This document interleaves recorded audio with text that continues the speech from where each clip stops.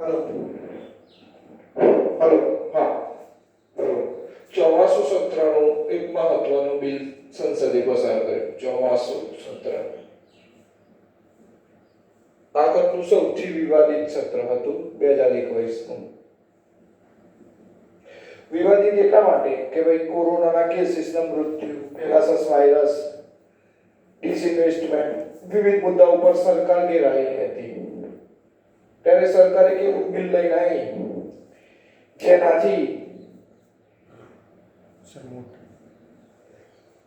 જેનાથી તમામ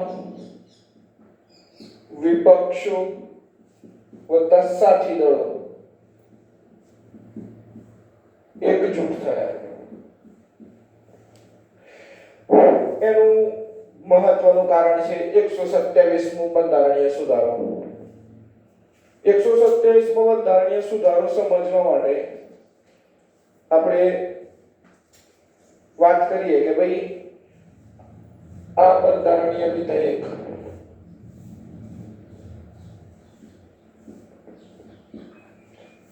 સામાજિક આધિકારિકતા મંત્રી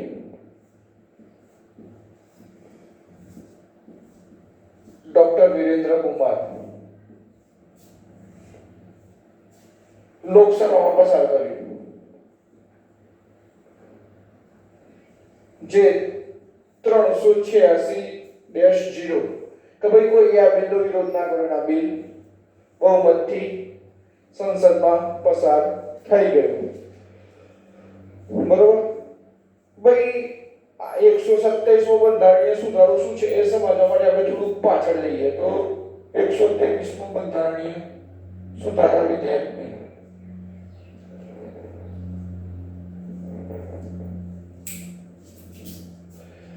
127મો બંધારણીય સુધારા બિલ છે. બંધારણીય સુધારો નથી, આ એક યાદ રાખજો. અત્યાર સુધી બંધારણમાં 104 સુધારા થયા છે. જો આ બિલ પસાર થાય 127મો તો 105મો બંધારણીય સુધારો ગણવામાં આવે.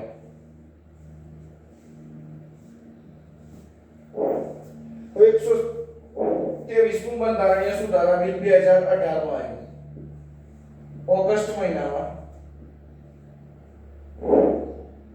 જે હતું એનસીબીસી અને 102મો બંધારણીય સુધારો.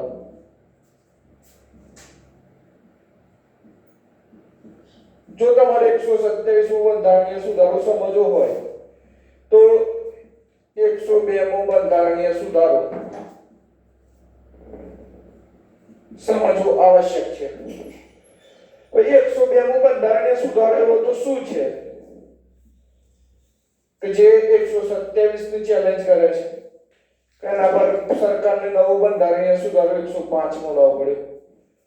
તો પહેલા આપણે પાછળ જતા રહીએ 1979માં. બીજું પછાત વર્ગ પંચ, જેના અધ્યક્ષ હતા બીપી મંડલ. પ્રથમ પછાત વર્ગ પંચ, જેના અધ્યક્ષ હતા કાકા સાહેબ કાલેલકર, જેને આપણે સવાઈ ગુજરાતી તરીકે ઓળખીએ છીએ.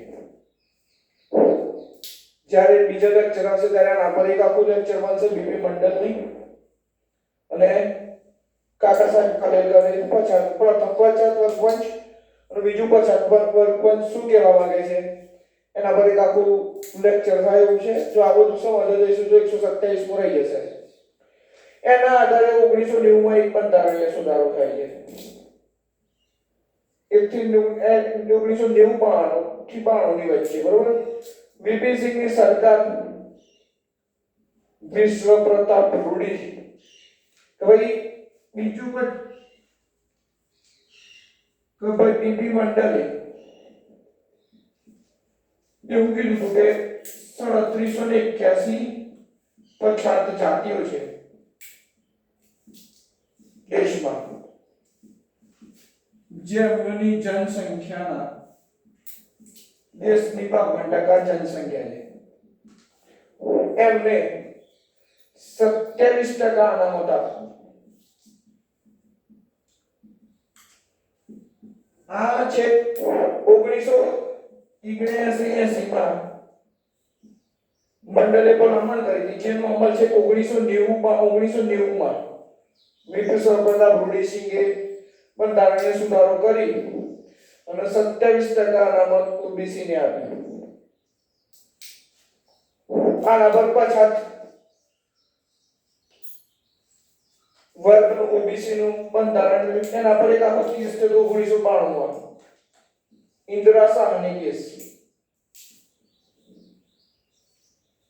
બહુ મહત્વનો મુદ્દો છે ઇન્દિરા સાહની કેસ, જેણે ઓબીસી ને બંધારણ ઓબીસી અનામતને પડકાર આપ્યો, ચેલેન્જ કર્યો. અત્યાર સુધીની સૌથી લાંબી બેચ બંધારણીય સુધારાની અનામત માટેની.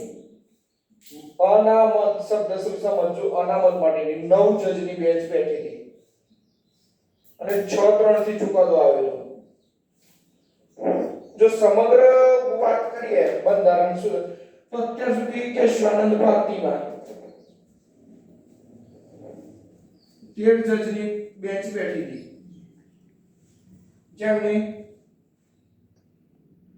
7-6 થી ચુકાદો આપ્યો. કેશવાનંદ ભારતી પણ મહત્વનો કેસ છે.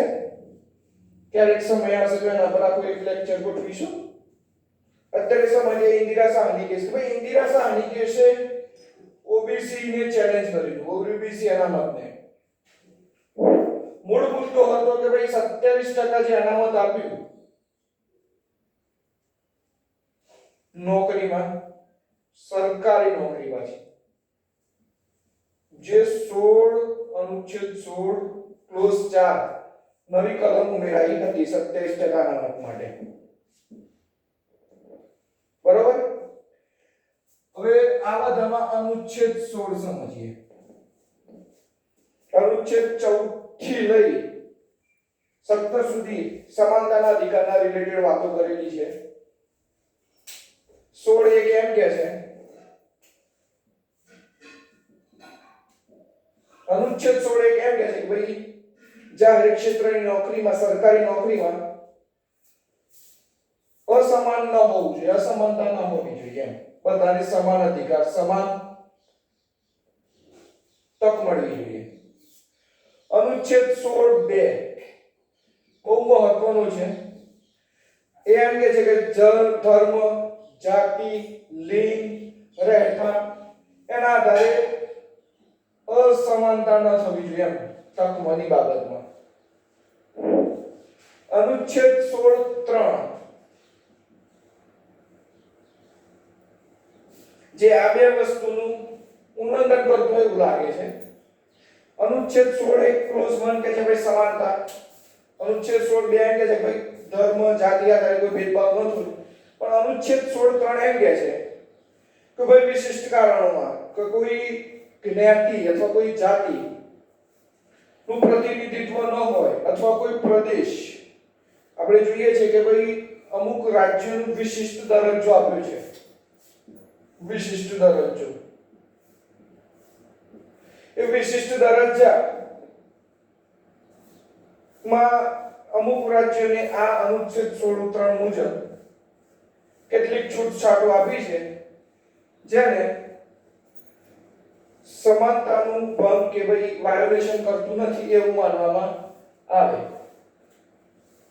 બરોબર. એના આધારે અનુચ્છેદ 16(4) જે અન્ય પછાત વર્ગ ને અનામત આપ્યું એની આપણે આગળ ચર્ચા કરીશું. બંધારણના અનુચ્છેદ સમજવા બહુ જ જરૂરી છે. શોર્ટકટ થી યાદ રાખો કે સીધી રીતે સમજીને યાદ રાખો એ તમારા પર છે. પણ જ્યાં સુધી અનુચ્છેદ નહીં સમજો ત્યાં સુધી બંધારણના કોઈ પણ બંધારણીય સુધારાને નહીં સમજી શકો. કારણ કે બહુ અતિ મહત્વના છે બંધારણના સુધારા બધા. પ્રથમ લેક્ચર છે એટલે થોડી તકલીફ રહેશે. ધીમે ધીમે એના પર આપણે સુધારા કરીશું બંધારણીય સુધારાના જન લેક્ચરમાં પણ તમે ખાલી સાંભળવા પર ફોકસ રાખજો, મારા અક્ષર પર ફોકસ ના રાખતા. અને અક્ષર મારા ગાંધીજી જેવા છે કે ભાઈ અનુચ્છેદ 16(4) મુજબ જ્યારે વીપી વિશ્વપ્રતાપ રૂડીસિંહની સરકારે અનામત આપ્યું એને ઇન્દિરા સાહનીએ સુપ્રીમ કોર્ટમાં ચેલેન્જ કર્યું. સુપ્રીમ કોર્ટે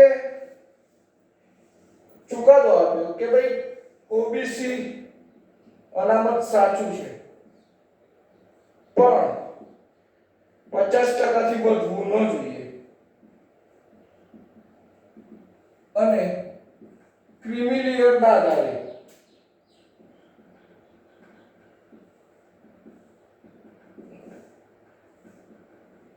ક્રિમિલિયર એટલે કે ભાઈ આપણે બધાને ખબર છે ક્રિમિલિયર વિશે કે ભાઈ વાર્ષિક આવક 8 લાખથી વધુ હોય તેવા લોકો આમાંથી વંચિત રાખવા. એના આધારે આખી વાત થઈ કે ભાઈ 50% અનામતથી વધુ ન જોઈએ. એના આધારે ઓબીસી અનામત આપવામાં આવ્યું હતું જે અત્યાર સુધી ચાલતું હતું. ઓબીસી અનામતમાં એ વખતે એવું હતું કે ભાઈ રાજ્ય સરકારની ભરતી રાજ્યપાલ સૂચિ નક્કી કરે. ઓબીસી ઓનલી ઓબીસી કાસ્ટ માટે, ઓબીસી જાતિ માટે રાજ્ય સરકારમાં કઈ જ્ઞાતિઓ ઓબીસી નક્કી કરવી એ ઓબીસી નક્કી કરતું હતું. અને કેન્દ્રની સૂચિ માટે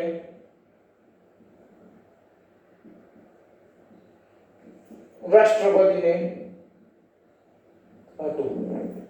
ઓગસ્ટ 2018 માં નરેન્દ્ર મોદીની સરકાર બીજો એક અમેન્ડમેન્ટ લઈને આવે છે જે 123મો બંધારણીય સુધારો છે.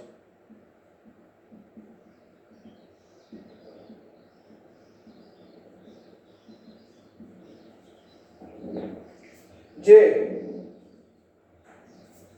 100 સુધારા બિલ છે જે 102મો બંધારણીય સુધારો કહે છે. એમાં એવું કહે છે કે ભાઈ કેન્દ્રની સૂચિ તો રાષ્ટ્રપતિ જ નક્કી કરશે ઓબીસી ની, પણ રાજ્ય સૂચિ રાજ્યમાં કઈ જ્ઞાતિઓને ઓબીસી ગણવી એની સૂચિ રાજ્યપાલ સાથે રાષ્ટ્રપતિ વિચાર વિમર્શ કરશે અને રાષ્ટ્રપતિ અધિસૂચના રજૂ કરશે જે તે રાજ્ય માટે કે ભાઈ ગુજરાત રાજ્યમાં કઈ જ્ઞાતિઓ ઓબીસી માં ગણવી એ રાજ્યપાલ રાષ્ટ્રપતિને કહે કે ભાઈ આ જ્ઞાતિઓનું ઓબીસી માં જરૂર છે એનું ઓબીસી માં ગણવી. બરોબર. હવે આથી એ વખતે એક રાજકીય પક્ષમાં હડકંપ પહોંચી ગયો હતો કે ભાઈ આ સંઘીય ઢાંચાની વિરુદ્ધ છે, સંઘીય ઢાંચાનું ઉલ્લંઘન છે. અને આ બંધારણીય સુધારામાં બીજું એક કામ કર્યું હતું NCBC national commission for backward classes જે 1993 માં જ્યારે 1992 માં ઇન્દિરા સાહનીના કેસનો ચુકાદો આવ્યો ત્યારે 1993 માં એનસીબીસી ની સ્થાપના થઈ. વિદ્યાર્થી એક વૈધાનિક સંસ્થા હતી. વૈધાનિક અને સંવિધાનિક બે અલગ અલગ વસ્તુ છે. વૈધાનિક સંસ્થાઓ એટલે એવી સંસ્થાઓ જેનો ઉલ્લેખ બંધારણમાં હોય, જેની રચના અધિનિયમથી કરવામાં આવી હોય, કોઈ અધિનિયમથી. એના માટે બંધારણીય સુધારાની જરૂર નથી. એવી સંસ્થાઓનો વૈધાનિક. પછી 2018 ના 102 માં બંધારણીય સુધારામાં એનસીબીસી ને બંધારણીય સંસ્થા બનાવવા દેવામાં આવી. બંધારણીય સંસ્થાઓ એવી સંસ્થાઓ કે જેને બંધારણના સુધારામાં ઉલ્લેખ હોય, એના માટે બંધારણમાં સુધારો કરવો પડ્યો હોય એવી સંસ્થાઓને બંધારણીય સંસ્થાઓ. એવી સંસ્થાઓ વૈધાનિક હોય જે બંધારણના અધિનિયમમાંથી જ લોક સંસદે અધિનિયમ બનાવ્યો એના આધારે સ્થાપના થઈ હોય જે સંસ્થાઓને એને વૈધાનિક સંસ્થાઓ કહે છે. બંધારણીય કે જેના માટે બંધારણમાં સંસદે સુધારા કરીને બનાવે એને બંધારણીય સુધારો કહે છે. પછી એનસીબીસી માં રચનાનું સ્ટ્રક્ચર બદલાયું એ વખતે. હવે અધ્યક્ષ, ઉપાધ્યક્ષ અને સભ્યો કેન્દ્ર મંત્રીમંડળની ભલામણની આધીન રાષ્ટ્રપતિ કરશે. અત્યાર સુધી તો બધું બરોબર હતું, ચાલતું હતું બરોબર એનસીબીસી નું. એ પછી સરકારે 103 નું બંધારણીય સુધારો કરીને 10% અનામત આપી દીધું. 10% અનામત એવી છે કે ભાઈ આર્થિક રીતે ત્યાં સુધી બધું બરોબર જ ચાલતું હતું. 102 માં બંધારણીય સુધારો થઈ ગયો. એમાં એક બે ત્રણ નવી કલમોમાં સુધારો થયો તે 338 બી જે એનસીબીસી ની રચના કહે છે. પછી 342 એ કઈ જ્ઞાતિ ઓબીસી માં છે એનું, અને 366 ક્લોઝ 26 અંડર ક્લોઝ સી. હવે 342 એ મુજબ કઈ ઓબીસી જ્ઞાતિને ઓબીસી માં ગણવી એના માટેની આખી ડિસ્કસ હતી. 338 બી માં એ વખતે 9 ક્લોઝ દાખલ કર્યા હતા 102 માં બંધારણીય સુધારામાં. આ 9મા ક્લોઝમાં એક લોચો હતો છેલ્લા નંબરના કે ભાઈ રાજ્ય હોય કે સેન્ટ્રલ હોય એની ઓબીસી લિસ્ટ રાષ્ટ્રપતિ નક્કી કરશે. થોડાક 170 આટલો સુધી તો બધું બરોબર હતું. તો ભાઈ 338 બી હવે 127 મો બંધારણીય સુધારો વિધેયક બિલ છે. એમાં નવી કોઈ ક્લોઝ કે નવી કોઈ અનુચ્છેદ ઉમેરવાના નથી, પણ ક્લોઝમાં થોડીક સ્પષ્ટીકરણ કરવાનું છે, વ્યાખ્યા કરે છે સરકાર આગામી ચૂંટણીઓને ધ્યાનમાં રાખી. બીજું કઈ છે નહીં, જેના લીધે સરકારને અને સ્ટેટ વચ્ચે થોડી અસમંજસ જેવી સ્થિતિ ઊભી થઈ હતી. એના લઈ આખા સુધારાઓ પર અટક્યું હતું નહીં. તો ભાઈ હવે આઈએ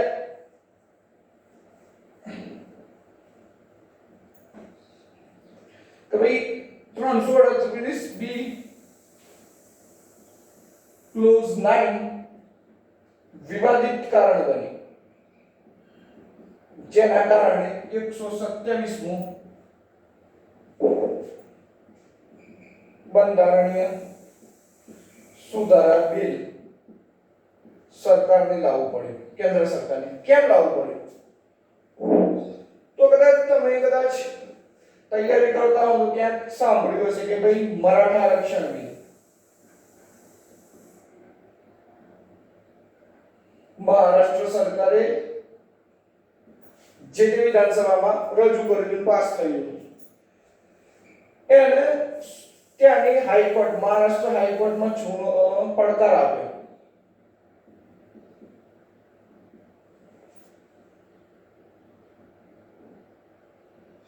જેનો પડકાર આ કેસનું નામ છે, યાદ રાખજો, કદાચ જીપીએસસી હવે પૂછે છે કે કયા કેસનું બાકી ડિટેલ પૂછે છે તો આમાં એક ઉમેરવા જેવું છે. શ્રી જયશ્રી લક્ષ્મીરાવ પાટીલ વિરુદ્ધ મહારાષ્ટ્ર મુખ્યમંત્રી. આ એક મહત્વનો કેસ હતો. એના આધારે આ બેન જયશ્રી લક્ષ્મીરાવ કોર્ટમાં જાય છે.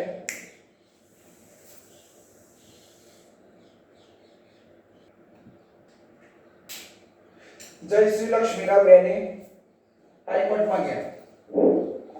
એમણે આના વિરુદ્ધ પડકાર્યું મરાઠા આરક્ષણને. મરાઠા આરક્ષણને કેમ પડકાર્યું? ભાઈ જે 50%ની લિમિટ ક્રોસ કરતું હતું. યાદ રાખો, મરાઠા આરક્ષણ ઈડબ્લ્યુએસ નથી, ઇકોનોમિક વીકર સેક્શન આધારે નથી આપ્યું. આનામાં ગાયકવાડ કમિશન, મહારાષ્ટ્ર સરકારનું અલગ કમિશન એમને સ્થાપ્યું. ગાયકવાડ ગાયકવાડ કમિશનની ભલામણોના આધારે એમને 16% મરાઠા આરક્ષણ આપ્યું,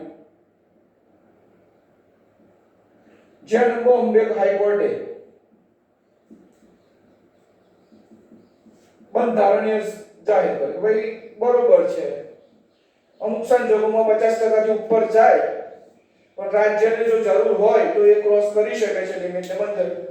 તો ભાઈ બોમ્બે હાઈકોર્ટ થી આવા ગયા સુપ્રીમમાં. સુપ્રીમે એવું કીધું કે ભાઈ 1992 માં પહેલા જ સ્પષ્ટીકરણ કર્યું છે ઇન્દિરા સાહની કેસમાં કે ભાઈ 50% ની લિમિટ ક્રોસ ના થવી જોઈએ. તો પછી લોકોએ બીજો કેસ કર્યો મુખ્યમંત્રીને બધે કે સરકાર તરફ ભાઈ 10% અનામત જે ઈડબ્લ્યુએસ આપ્યું છે સરકારે ઓબીસી ની જે રચના કરી છે, પ્લસ બીજો એક એવું એમાં કહ્યું ભાઈ કે ભાઈ ઓબીસી ની સત્તા તો રાજ્ય પાસે છે, એવું સરકાર તરફથી દલીલ લઈ. ત્યારે સુપ્રીમ કોર્ટના જસ્ટિસે એવું કીધું કે ભાઈ 102 મો અમેન્ડમેન્ટ એવું કહે છે કે ભાઈ રાજ્ય સરકારમાં ઓબીસી લિસ્ટ બી ઓબીસી લિસ્ટ પણ કેન્દ્ર સરકાર અથવા રાષ્ટ્રપતિ રાજ્યપાલ સાથે વિચાર વિમર્શના આધીન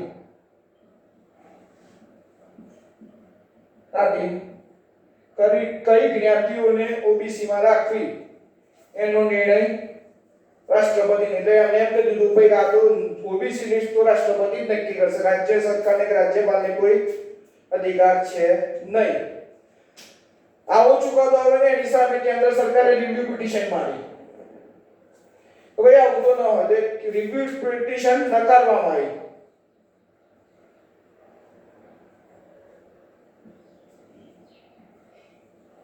રિવ્યુ પિટિશન ને કેન્દ્ર સરકારની રિવ્યુ પિટિશન સુપ્રીમ કોર્ટે ના પાડી દીધી ભાઈ આ નહીં. આજે બોમ્બે હાઈકોર્ટનો જે ચુકાદો આવ્યો હાલ એ 5 જજની બેન્ચ હતી, જે 3/2 ની આધીન મેજોરિટીથી ચુકાદો આપ્યો ભાઈ આ બિલ જે છે 16% મરાઠા અનામત એ ગેરસંવિધાનિક છે. ચર્ચા ચાલતી જ હતી, બધાને ખબર જ હતું કે સરકાર સુપ્રીમ કોર્ટના ફેસલાને બાયપાસ કરશે. બાયપાસ એટલે કે ભાઈ એને પડકારશે, એના માટે કંઈક બંધારણીય સુધારો લઈને આવશે. અને એવું જ થયું.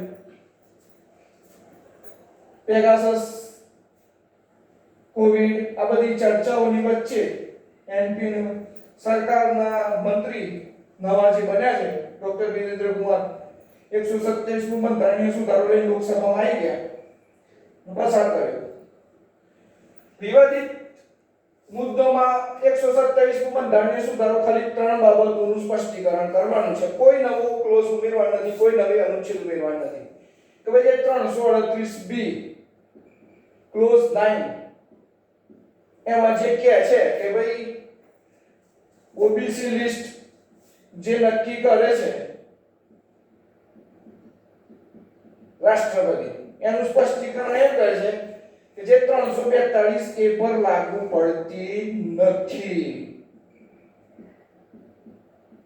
ખાલી આટલા એક શબ્દ માટે આખો બંધારણીય સુધારો લાવ્યો છે સરકાર કે ભાઈ 338 બી ક્લોઝ 9 ની જે વિગતો જે છે એ 342 એ માટે લાગુ પડતી નથી.